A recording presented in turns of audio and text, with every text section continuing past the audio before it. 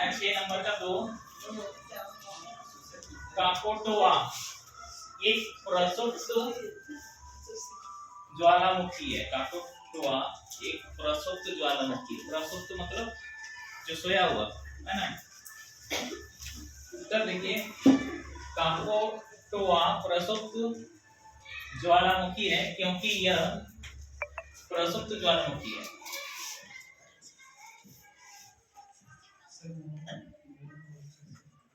ठीक है।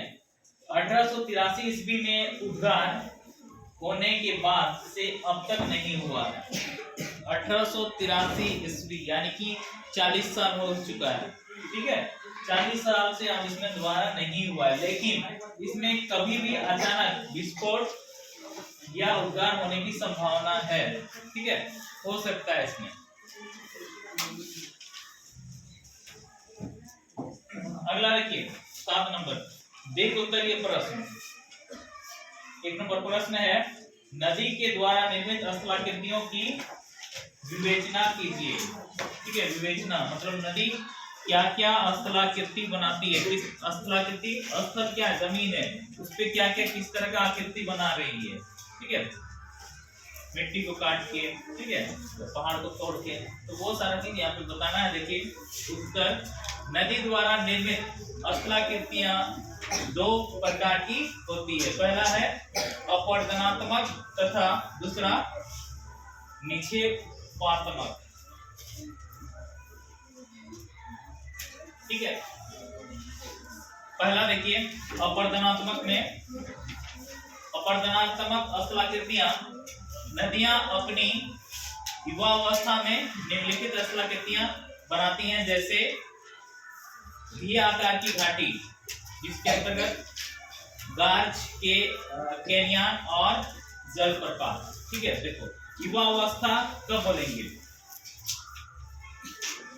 एक बाल्यावस्था होता है जहां से नदी का जन्म होकर मतलब निकल रहा है।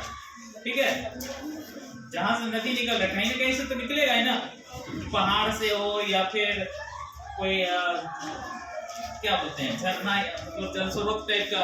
ठीक है, थोड़ा थोड़ा करके पानी बह रहा है, वहां से आगे जाके वो इधर उधर का नदी मिलके या नाला वगैरह मिलके बड़ा बन जाता है।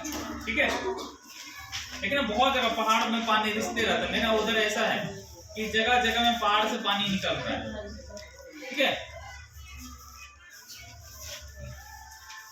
तो वो हो गया उसका बाल्यावस्था।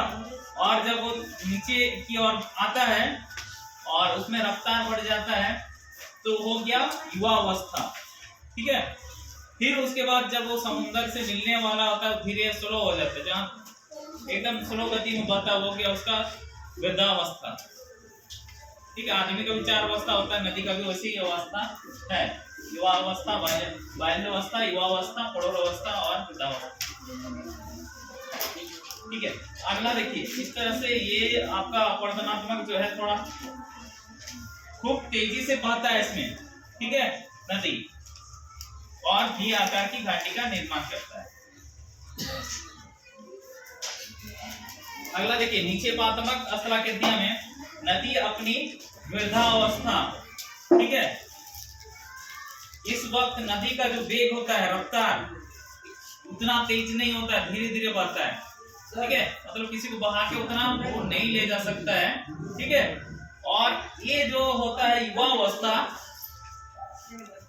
उस टाइम जैसे जो होता है ना, नदी में खूब बाढ़ आएगा तो तेजी से बहता है, आदमी को भी बहा के ले जाएगा, कितना बड़ा तैराक हो, है ना। तो वो गया युवावस्था, बहुत तेजी से बहता है, उसमें आदमी तैर नहीं सकता है, कोई भी सामान डालोगे तो एकदम बह जाएगा। लेकिन ये वृद्धावस्था में क्या होता है, तुम आराम से तैर सकते हो, वहां पर कोई सामान को फेंक दोगे तो वो पानी उसको बहा के उतना जल्दी नहीं ले जाएगा। ठीक है, वहीं पर गोल गोल घूमते रहेगा स्टेप पर। ठीक है, तो नदी अपनी वृद्धावस्था में अपने साथ लाएगी अवसाद। अवसाद मतलब गंदा, जो भी गंदगी पड़ता है, कागज, प्लास्टिक, लकड़ी, कुछ भी गंदा जो भी मिलता है, ठीक है, मरा हुआ जीव जंतु, ये सब क्या हो गया, अवसाद हो गया, को जमा करके जमा करने का काम करती है। ठीक है, तथा निम्न स्थलाकृतियां बनाती है। पहला देखो गोखुर झील, ठीक है, विसर्ग का निर्माण करती है। और गोखुर झील नदी क्या होता है, विसर्ग इधर उसको पहले मतलब डाउन मिलता है, इधर उधर से वो निकल जाता है, लेकिन जब उसका वेग बढ़ जाता है तो क्या होता है, उस किनारा को काटते हुए सीधे बहने लगता है और गोखुर झील का निर्माण होता है। ठीक है, अगला है अंतिम अवस्था में डेल्टा। इस प्रकार हम देखते हैं कि नदियां कई प्रकार की स्थलाकृतियों का निर्माण करती है। डेल्टा, ठीक है, नदी के मुहाने पर डेल्टा का निर्माण होता है। ठीक है, सबसे बड़ा डेल्टा का नाम क्या बताओ, सबसे बड़ा डेल्टा बोलो। कई बार बता दिए कि तुम लोग कभी ध्यान देते ही नहीं। गंगा नदी का नाम सुना है, कहाँ बहती है,